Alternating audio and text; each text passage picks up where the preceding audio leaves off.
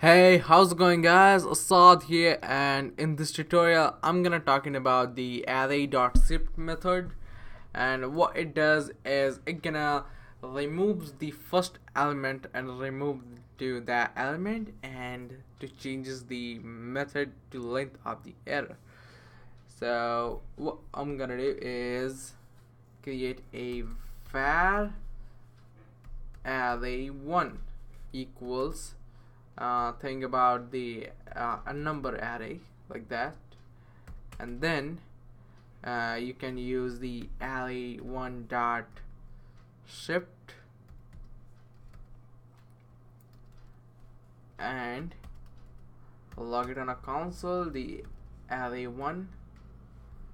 You can get that by doing that, 2 and 3. And if you want to get that array out to a variable, you can do this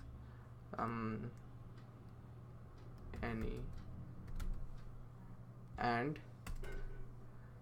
log it on a console any. So I'm gonna say 1. So hope you guys understand. This is what shift does. It removes the first element from the array and return that into that element.